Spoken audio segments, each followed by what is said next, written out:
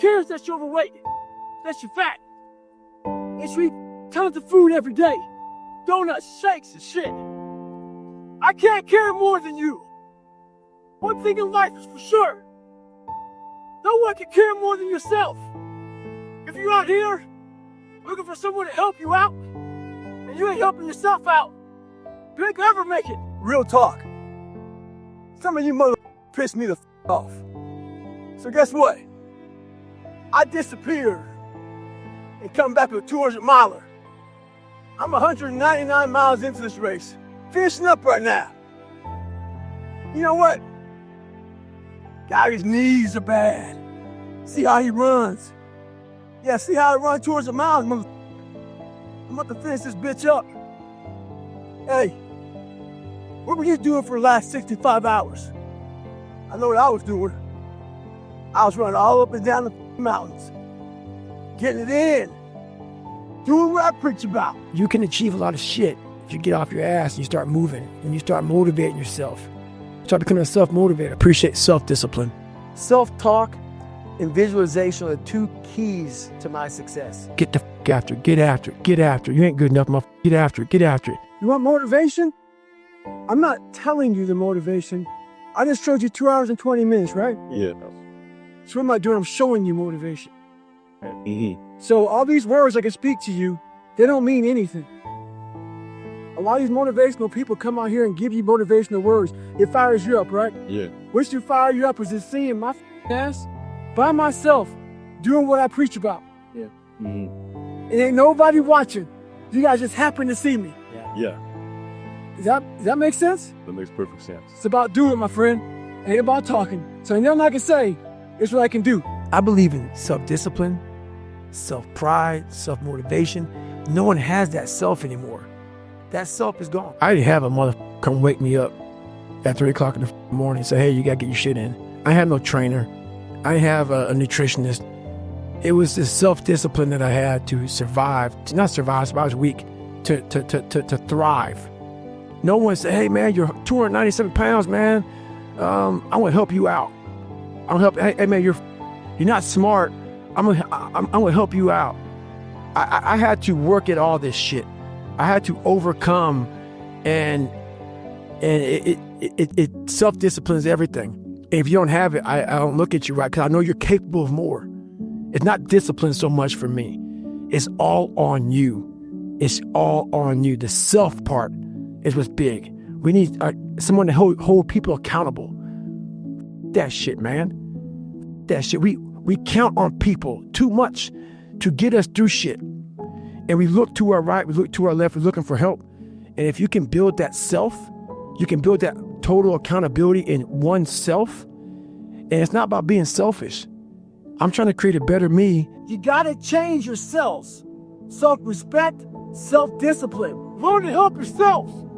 Don't count on other people to help you. Would help me out when I was fat and depressed and shit. I got my mind. I wasn't the only motherfucker going through hard times.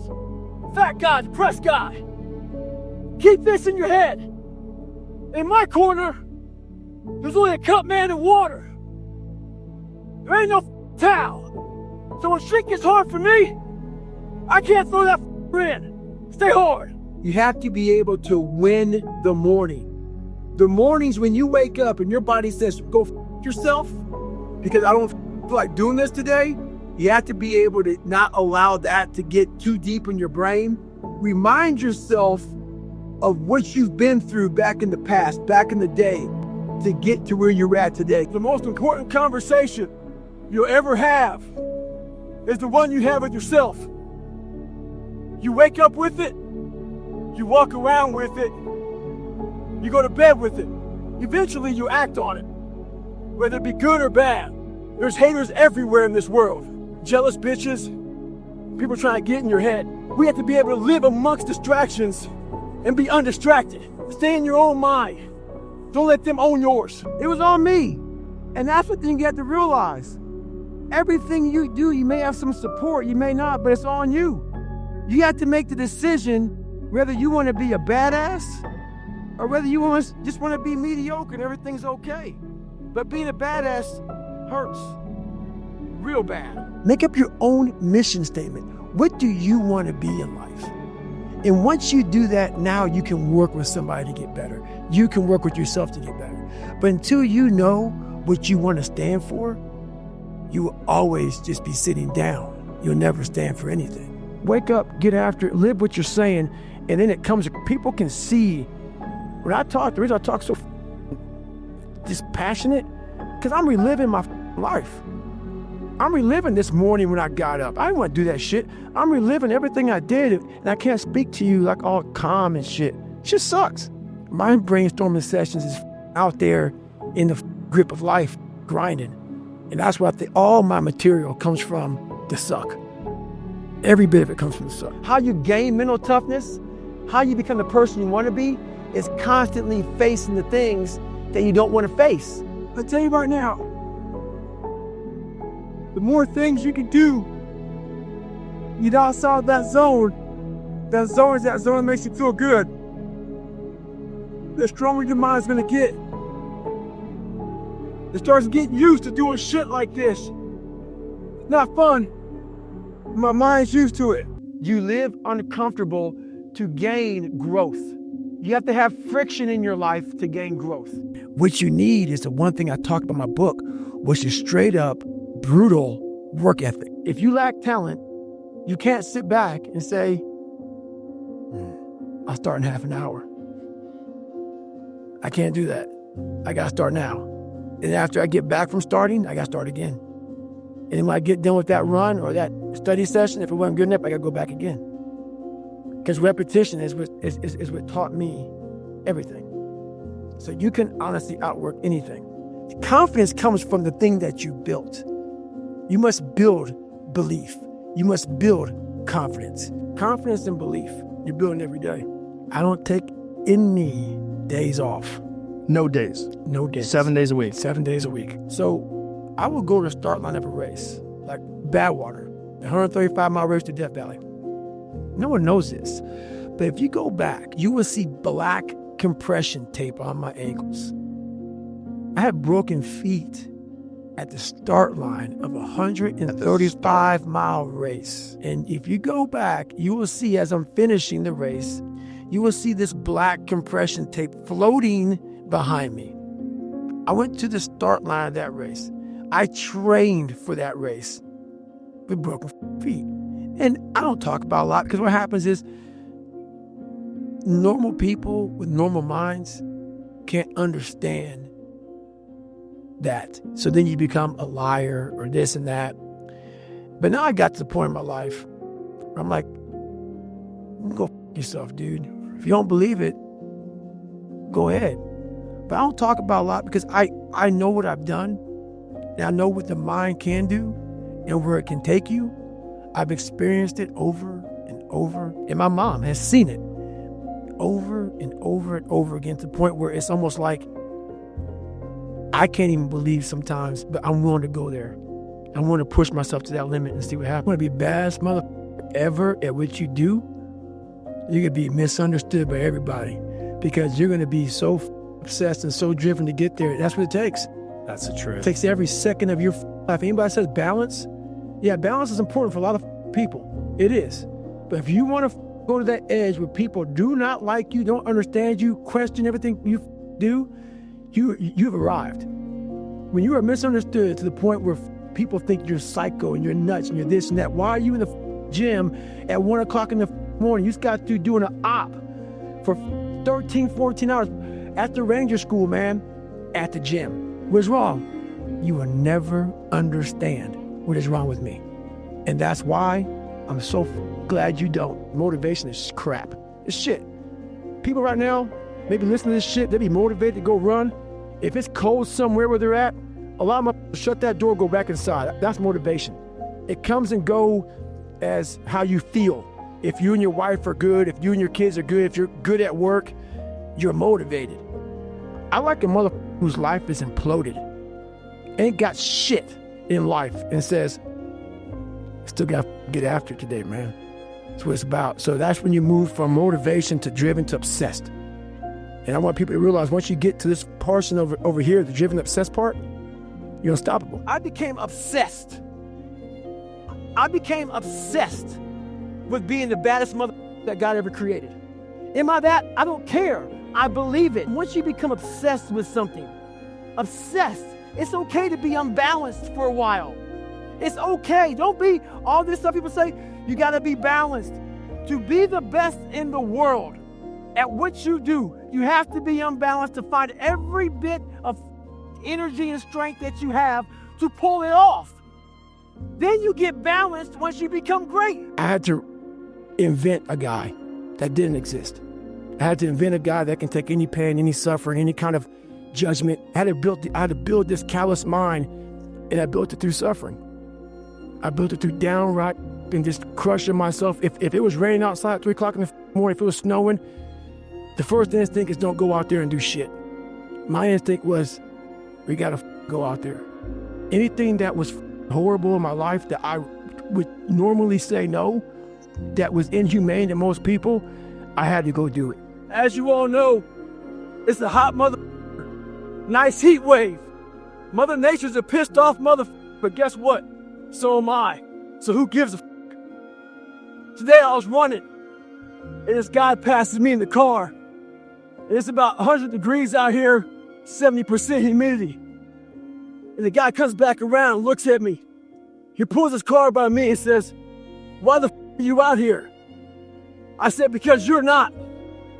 Sometimes your motivation needs to be because no one else wants to do it. We all think about quitting when shit's hard.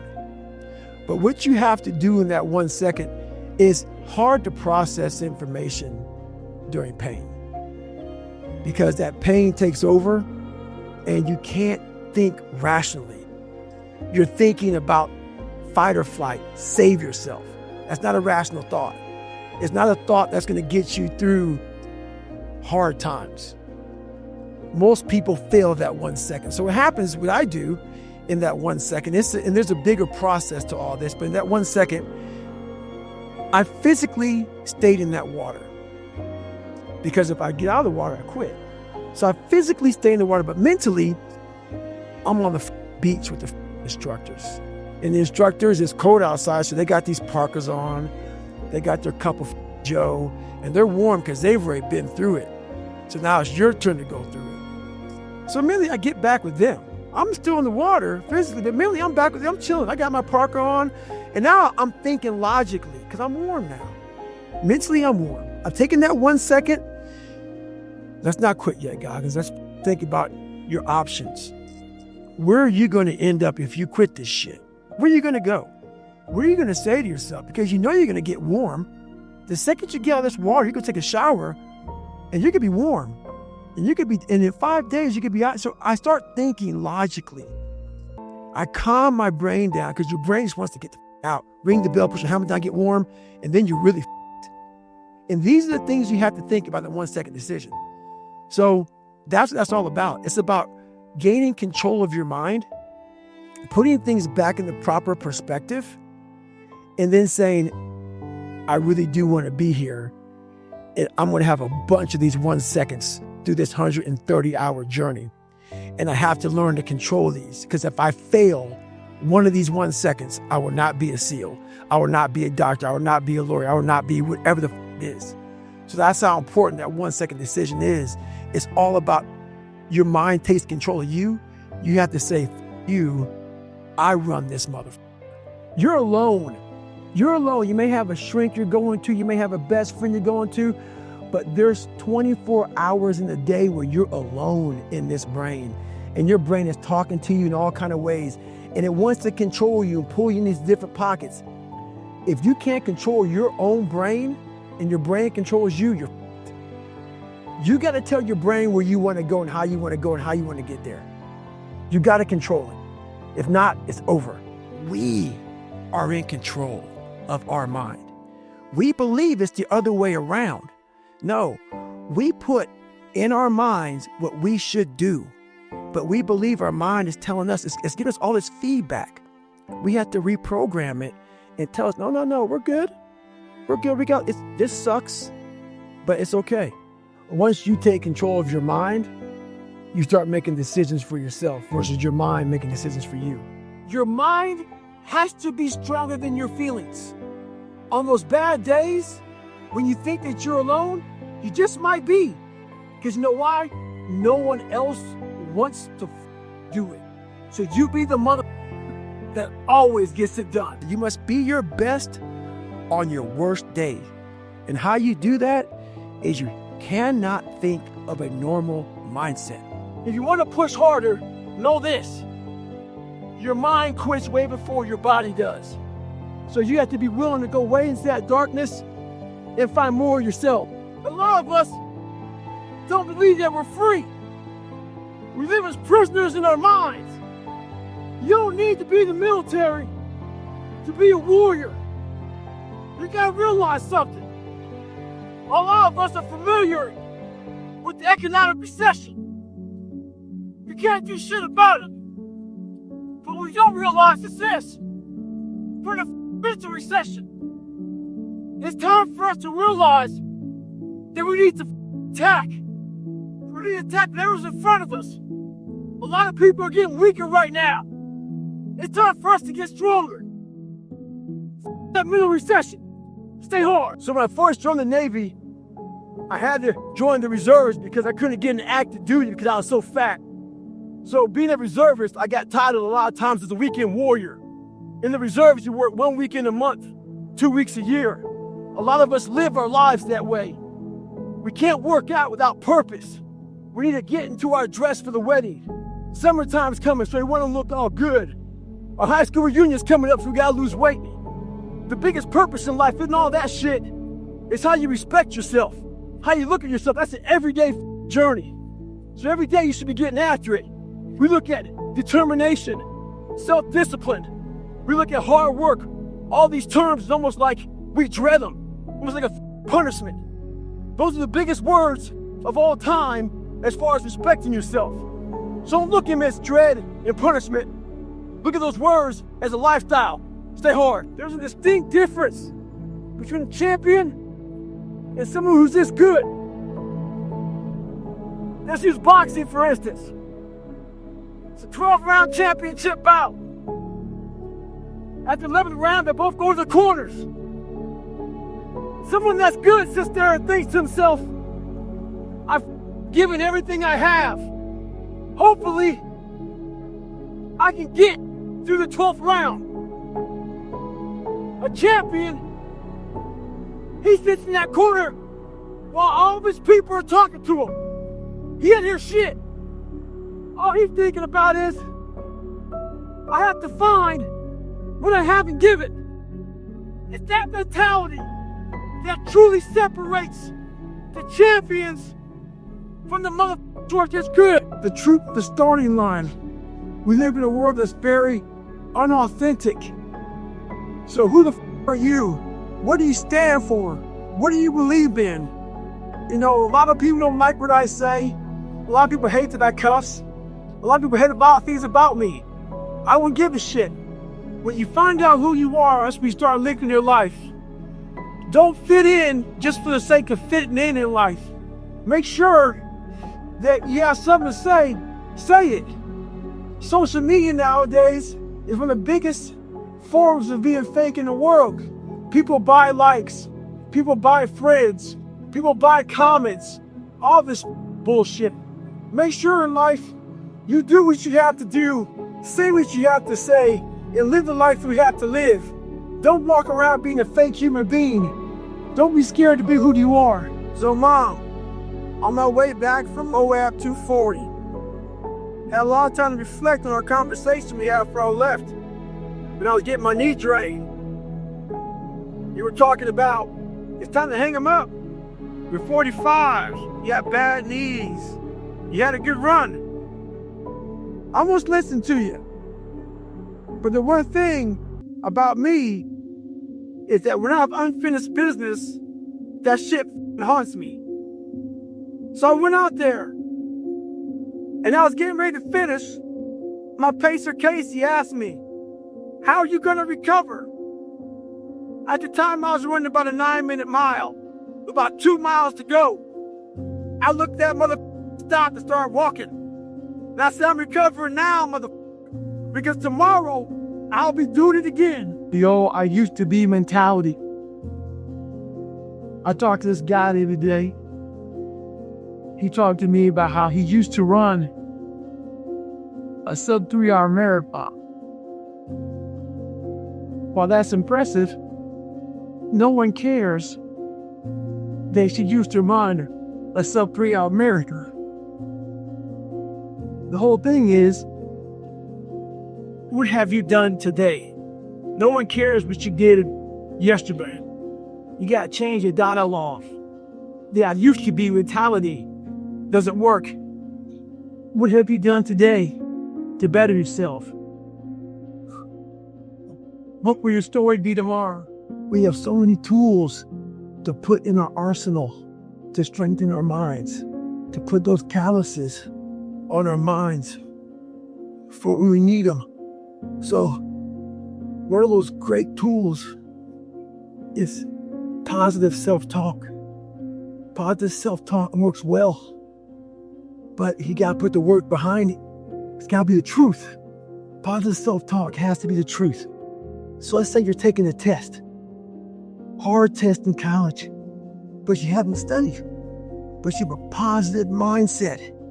You have positive self-talk going into it. Chances are, you're gonna fail that test. Positive self-talk doesn't work unless you put the work behind it. It's only bullshit. Put the work behind your positive self-talk. People want to know how to get permanent, lasting results. It's just not easy. Some folks go from heavy to losing weight, back to heavy again. Some folks go from lazy to studs, back to lazy. The list goes on and on and on. A lot of folks take the 4-lane highway to get their results. The 4-lane highway is just that. It's the easy route. On that highway, they have road signs. 5 miles up, hotel. 10 miles up, restaurant. Restrooms, all that shit. It's the easy roadmap to success. Nothing there's permanent. But the other choice that makes permanent is the shovel. That shovel leaves you with calluses on your brain, on your hands. They're permanent. Pick up the shovel. Stay hard. A buddy of mine calls me the other day and says he's having trouble running past 8 miles. This is a guy who can run 30 miles any time of the day. So I tell him to come out to my house and we'll get some runs in. So he comes out, he goes, man, I'm telling you, I can't run past 8 miles. But I realized in his life, he's added a new kid, more responsibilities at work, all this stuff. He's not thinking about this, I am. So I take him out for a run. We get 30 minutes into it. How far are we going, Goggins? I ain't tell him. Get an hour into it. I ain't tell him. Hour and a half into it, didn't tell him. So as soon as he shuts up, we run 3 hours. The guy does fine. Next day we go out there, he's able to run 20 miles again. So this is what happened to him. His circuit breaker blew. Our minds are very similar to circuit breakers. When they blow, you gotta figure out what it is. Sometimes you just add it too much to your plate. Go back in your mind and figure it out. Stay hard. Most of us live our entire lives avoiding failure. It's funny. I walk around, people come to me, they say, man, you're that Navy SEAL, you went through Ranger School, you were, Air Force TAC P, you did the pull-up record, you run all these ultra races, all this shit, man. The funny thing about it that I think about is this. They know that part of me. This is the part I know about myself. I failed the ASVAB test to get in the military 3 times.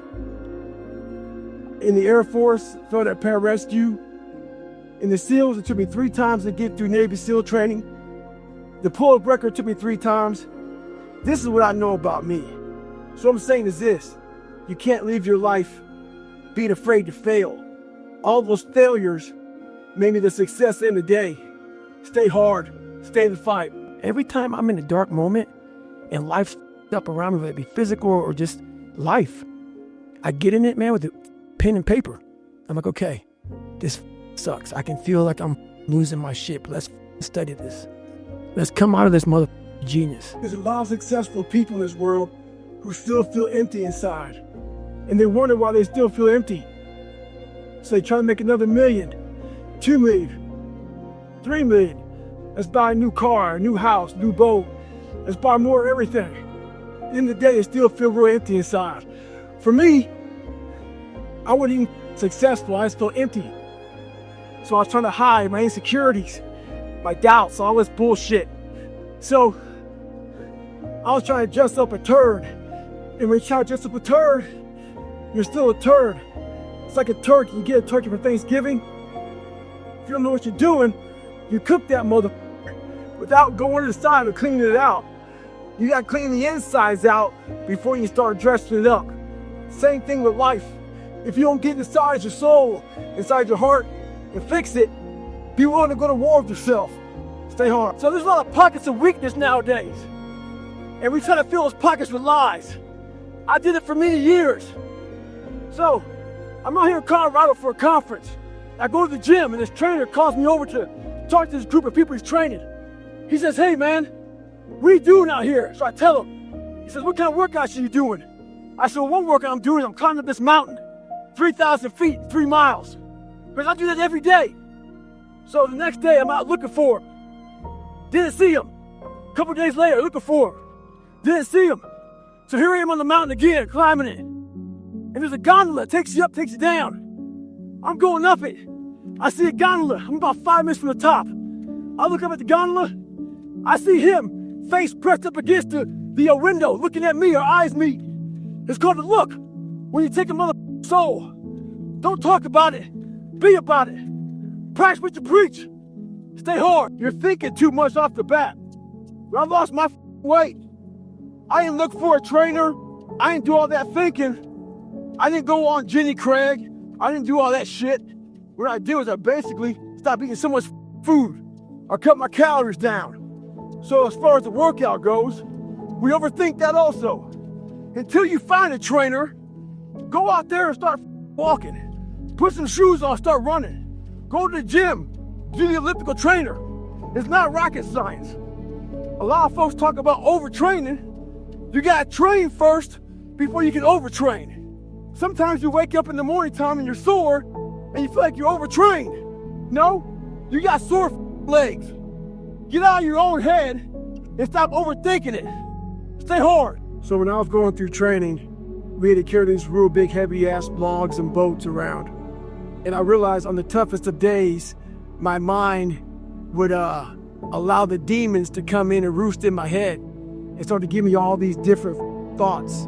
So I realized if I can find a little bit more during training, I could get over these hard times. So what I would do is, after a hard day of getting my ass kicked, I would go to the gym. And I realized if I can go to the gym after these hard days, it would teach my mind that there was no finish line. So one day, this one guy in my boat crew saw me going to the gym. He said, why the f you going to the gym after a hard day at Bud's? I said, those boats and logs are heavy. A couple of days later, we were carrying boats and logs down the beach, down and back. He quit. I looked at him, I said, hey, who's gonna carry the boats? The idea is this: life is the boat. Trying to find your why is another way of procrastinating, taking action. So, the question does not end with why. It starts with why. Why the don't you want to be in better shape? Why the don't you want to be a better student? Why don't you want to be more successful? Maybe you can't find your why because you're lazy. Maybe you can't find your why because you have zero ambition. Regardless, you need to go out here and find it. Stay hard. A lot of people say that nothing's impossible. Shit, I even said that nothing's impossible several times in my life. I lied. There's a lot of things that are impossible for you to do. But what happens is, when we come across something that's very hard, and we try it once or maybe twice, we then say, we're done, we can't do it anymore. Before you say something's impossible, do it and do it and do it to a level that people think that you might be crazy until you say it's impossible. I'm tied up, hands and feet. I hate the water. I sink like a rock. But this is the one thing that almost stopped me from fulfilling my dreams.